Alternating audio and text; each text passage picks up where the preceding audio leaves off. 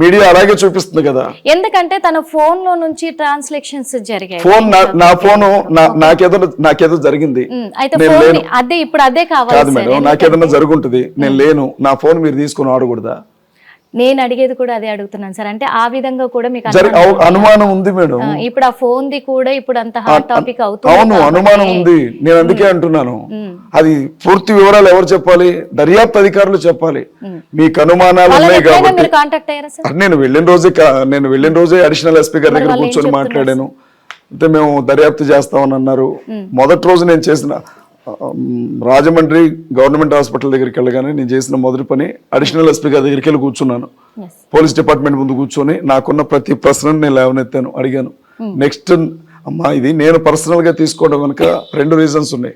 ఒకటి, ప్రవీణ్ పగడాలని మేము పరాయి వ్యక్తి అనుకోవట్ల, క్రైస్తవ సమాజం అంతా కూడా అతన్ని కుటుంబ సభ్యుడిగానే చూస్తోంది, ఇది ఒకటి. రెండవది ఏంటంటే, ప్రవీణ్ పగడాల చనిపోయాడు, నెక్స్ట్ నువ్వే అని పెద్ద ఎత్తున ట్రోల్ అవుతుంది నా మీద సోషల్ మీడియాలో, నెక్స్ట్ అజయ్ బాబే అని. మరి ఇప్పుడు అందరికంటే ఎక్కువగా ఆ కేసు విషయంలో నాకు ఆసక్తి ఉండకుండా ఎలా ఉంటది? అసలు చేసింది ఎవడు, నెక్స్ట్ నన్నే అంటున్నారు, ఎవరున్నారు దీని వెనకాల తెలుసుకోవాలని ఆసక్తి ఉండదా? ఖచ్చితంగా ఉంటది. ఎందుకంటే అదే పని చేస్తున్నాను నేను. ఇప్పుడు నన్ను బెదిరిస్తే ఎట్లా?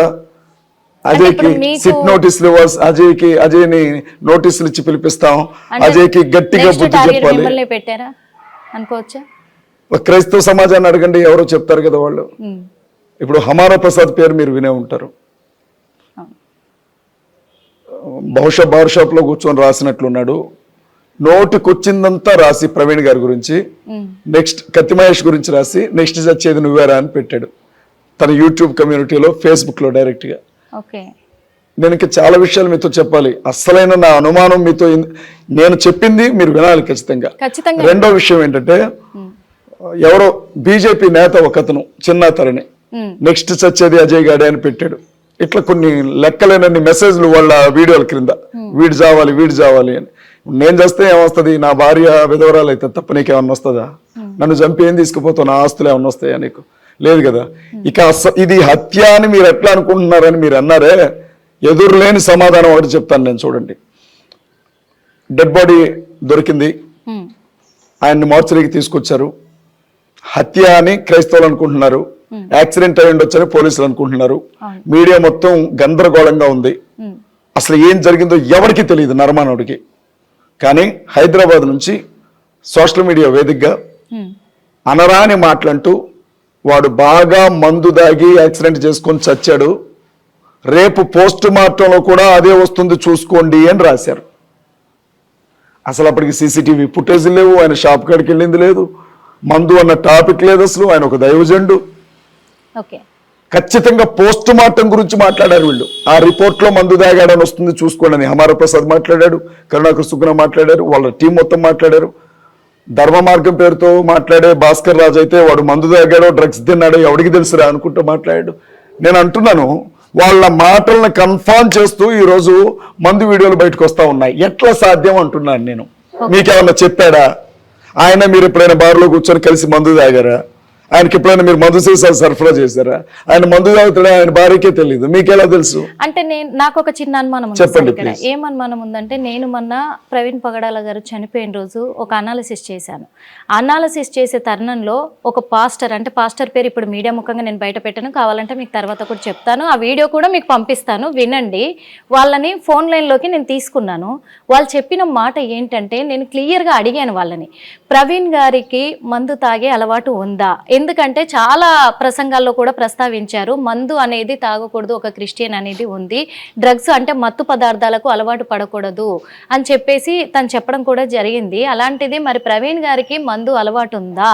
ఎందుకంటే మందు తాగే తూలుతూ బండి నడుపుతున్నాడు అని చెప్పేసి ఫుటేజ్ బయటకు వస్తుందండి అని చెప్పేసి అడిగాను.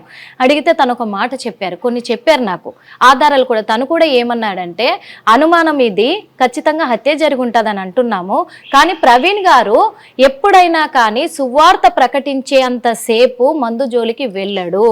తర్వాత మాత్రము సాయంత్రం అంటే నైట్ పూట ఎవరైనా కానీ తీసుకొని వాళ్ళు లేరమ్మా, అప్పుడు కాస్తో కూస్తో తీసుకుంటాడే తప్ప అంతకు మించి తీసుకోడు. అంటే సువార్త ప్రకటించిందాక తను తీసుకోడు అని చెప్పాడు. ఇది నేను స్వయాన మీకు పంపిస్తాను. ఎందుకంటే ఇప్పుడు మీకు ఇన్ని అనుమానాలు వస్తున్నాయి కదా సార్. ఒక మీడియా వాళ్ళు ఆ ఆధారాలు ఎందుకు బయట పెడుతున్నారంటే తనకు అలవాటు ఉంది, మందు అనేది బయటకు వస్తుంది. ఒకవేళ మీరన్నదే కొంచెం సేపు మీరు చెప్పింది అతను వెలిబుచ్చినటువంటి అనుమానమే నిజం అనుకుందాం. ఇంకొకటి తను కూడా కొన్ని చెప్పాడు. అంటే ఇక్కడ షూ మార్ట్ ఉంది, వదిలేసేయండి మేడం, షూ మాట దుబ్బ వదిలేసేయండి. కొంచెం సెన్స్ ఉపయోగిద్దాం. 6th సెన్స్ కాదు, కామన్ సెన్స్ వాడదాం. నేనున్నా మేడం, నేనున్నా. నన్ను ప్రేమించే వాళ్ళు, అభిమానించే వాళ్ళు ఉన్నారు. రహస్యంగా మందు తాగే అలవాటు ఉందనుకోండి నాకు కొంచెం సేపు అనుకోండి. నా భార్యకి బిడ్డలకి తెలియకుండా నేను మందు తాగుతున్నా అనుకోండి. సొసైటీలో బాగా ఆస్తిపరుణ్ణి, నాకు కంపెనీలు ఉన్నాయి, ప్రపంచవ్యాప్తంగా నాకు అభిమానులు ఉన్నారు అనుకోండి. కొంచెం సేపు నాకు అంత సీన్ లేదు, జనాలు నన్ను ప్రేమిస్తున్నారు. అట్లాంటప్పుడు రోడ్డు మీద వెళుతూ నాకు మందు తాగాలనిపించింది, డిప్రెషన్ తట్టుకోలేకపోయా. వెంటనే 1,00,000 రూపాయలైనా నాకు వెంట్రుకతో సమానం అన్నోండి ఏం చేస్తానమ్మా, ఏదైనా ఒక హోటల్ బుక్ చేసుకుంటాను.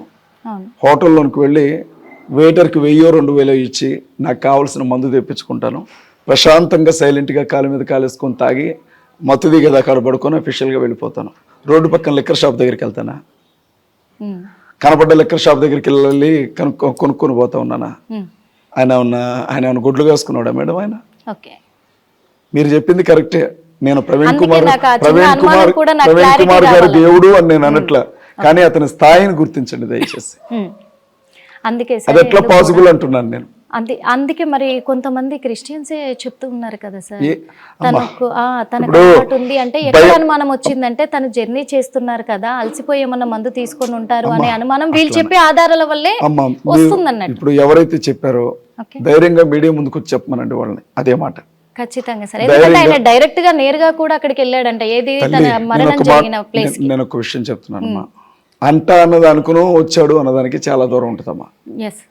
3 రోజులు అక్కడే ఉన్నాను, ఇది కన్ఫర్మ్ స్టేట్మెంట్. ఇది అక్కడే ఉన్నాడంట అంటే అనుమానం. అది ఎందుకంటే నన్ను ఒక మాట చెప్పనండి, లైవ్ గా కూర్చోలేదు కాబట్టి ఆన్లైన్ లోకి తీసుకున్నాను. నేను ఒక మాట చెప్తానమ్మా, ఇవాళ నోటుకొచ్చినట్లుగా మాట్లాడే ముందు ఆయన గురించి మిమ్మల్ని అనట్లేదు తల్లి, తప్పుగా అనుకోకండి, ఆయనతో చెప్తున్నాను. అదే విషయం వచ్చి మీడియా ముందు చెప్పమనండి. మరి ఆయన ఫ్యామిలీ ఫ్రెండా, లేకపోతే కో పాస్టరా, ఆయన కలిసి ఎప్పుడైనా తాగారా, లేకపోతే ప్రవీణ్ పగడాల గారు తాగుతుంటే ఆయన ఎప్పుడైనా మందు తీసుకొచ్చి ఇచ్చాడా, లేకపోతే ఏమన్నా స్టఫ్ తీసుకొచ్చి ఇచ్చాడా, తెలియాలి కదా మనకు కూడా. తెలిస్తే అసలు ఈ గొడవ ఉండదుగా. అన్న ఆధారాలు పెట్టుకుని దొంగతనంగా ఫోన్లో మాట్లాడడం ఎందుకు? ఎదురుగా రావచ్చు కదా డైరెక్ట్గా. ఖచ్చితంగా అంతే కదా మేడం. ఇప్పుడు మీరు ఇంత పోరాడుతున్నారు క్రైస్తవులు కదా, ఎందుకంటే మాకు న్యాయం కావాలి, తనను హత్య చేశారు అని చెప్పేసి ఇప్పుడు మేడం మీరు పోరాడుతున్నారు. ఆయన చనిపోవడం ఒక్కడితోనే ఆగదు మేడం, అదే అంటున్నాను. ఆ తర్వాత చాలా ప్రాణాలు పోయే అవకాశం ఉంది. ఇది కుట్ర అయి ఉంటే లేదు నిజంగా యాక్సిడెంట్ అనుకోమ్మా, ఆయన తలరాత మా కర్మ ఇంతే అని అనుకుంటాం, వదిలేస్తాం. మరి పోస్ట్ మార్టం రిపోర్ట్ ఎందుకు సార్ బయటికి రావట్లేదు? అది మీరు ఎస్పీ గారిని, ఐజీ అశోక్ గారిని అడగాలి. ఎందుకంటే ఎంత చిన్న వ్యక్తి అయినా, ఎంత పెద్ద వ్యక్తి అయినా పోస్ట్ మార్టం రిపోర్ట్ 2-3 రోజుల్లో వచ్చేస్తుంది. ఖచ్చితంగా వస్తుంది. రాష్ట్ర వ్యాప్తంగా, దేశవ్యాప్తంగా ఎంత రచ్చ జరుగుతుంటే టీవీలు పెట్టుకొని చూస్తున్నారు పోలీసులు. కన్క్లూజన్కి వచ్చేసారా లేదా జనాలు? కన్క్లూజన్కి వచ్చుంటారా? అప్పుడు చెప్దాం పోస్ట్ మార్టం రిపోర్ట్. మరి ఈ లోపు మాకు అనుమానాలు ఉన్నాయిగా, అనుమానాలు ఉంటే మోసుకొని ఉండండి. మీరు కానీ ఎక్కువ మాట్లాడితే జనాల్ని పోర్ట్రేట్ చేస్తున్నారు, జనాల్ని మీరు మభ్య పెడుతున్నారని చెప్పి కేసులు పెడతామని నోటీసులు పంపే పనిలో ఉన్నారు పోలీసులు. మీ దగ్గర అన్నాధారాలు ఉన్నాయి, పోలీసు వ్యవస్థను మేము నమ్ముతున్నాం, గౌరవిస్తున్నాం. ప్రెస్ మీట్ పెట్టి చెప్పేయండి, ప్రవీణ్ గారు మందు తాగారు, ప్రవీణ్ గారు యాక్సిడెంట్లో ఇట్లా చచ్చిపోయారు, ఇవిగో ఆధారాలు. బయటపడరాదండి, ఎవడన్నా వద్దన్నాడు మిమ్మల్ని? మాకు నమ్మకం లేదు. మీరు ఆయన ఇంతవరకు చూపించలే. ఆయన వేసుకున్న బట్టలు ఆ హెల్మెట్ చూపెడుతున్నారు. ఆయనని మాకు నమ్మకం లేదు, ఒక్కొక్క చోట ఒక్కోలాగున్నాడు. మేము అప్పుడు ఏం చేస్తామంటే మాకున్న అనుమానాలతో మరొక చోటకి వెళ్తాం ఎంక్వైరీ కోసం. మేము మిమ్మల్ని ఏమైనా కొడుతున్నామా? ఇప్పుడు మీరు అడుగుతున్నది ఏంటంటే తను పార్క్ లో కూడా రెస్ట్ తీసుకున్నారు అంటున్నారు. ఆ రెస్ట్ తీసుకునే సమయంలోనైనా హెల్మెట్ తీసే ఉంటారు. మీరు చెప్పండి. ఖచ్చితంగా మీరు అన్నదైతే లాజికే. ఎందుకంటే అది వాస్తవమే. అంతసేపు ఎవరు కూడా హెల్మెట్ పెట్టుకొని ఒక పార్క్ లో కూర్చొని సేద తీరరు. అది ఇప్పుడు మీకు నాకే ఇన్ని అనుమానాలు ఉంటే పోలీసులకి ఎన్ని రావాలి అనుమానాలు? అది అందుకు ఇప్పుడు మీరు ఎప్పుడైతే ఎక్కడైనా మేడం సరే ఎప్పుడైనా ఇది మామూలుగా జరిగింది మామూలు హిట్ టీవీ యాప్, ఇందులో short news, live news, entertainment shows, movies, digital magazines తో పాటు మీ జిల్లా వార్తలను కూడా ఫ్రీగా చూడొచ్చు. అంతేకాదు కేజీ నుంచి పీజీ వరకు విద్యార్థులకు స్కాలర్షిప్ కూడా అందిస్తున్నాం. ప్రతి వారం 10 మందికి లక్కీ డ్రా ద్వారా ఒక్కొక్కరికి 10,000 రూపాయలు అందిస్తున్నాం. ఇంకెందుకు ఆలస్యం, వెంటనే హిట్ టీవీ యాప్ ని డౌన్లోడ్ చేసుకుని ఫ్రీగా ఎంటర్టైన్మెంట్ పొందండి. Hit TV app. Hit TV app. Please download Hit TV app. Hit TV యాప్ని ఫ్రీగా డౌన్లోడ్ చేసుకొని ఎంజాయ్ చేయండి. మీకు నచ్చిన ఎంటర్టైన్మెంట్ కోసం హిట్ టీవీ యాప్ ని ఫ్రీగా డౌన్లోడ్ చేసుకుని ఎంజాయ్ చేయండి. హిట్ టీవీ యాప్ని డౌన్లోడ్ చేసుకుని ఆస్వాదించండి, ఆశీర్వదించండి. ఇంతమంది సెలబ్రిటీలు హిట్ టీవీ యాప్ ని డౌన్లోడ్ చేసుకోండి అని చెప్తున్నారంటే ఎంత మంచి యాప్ ఆలోచించండి.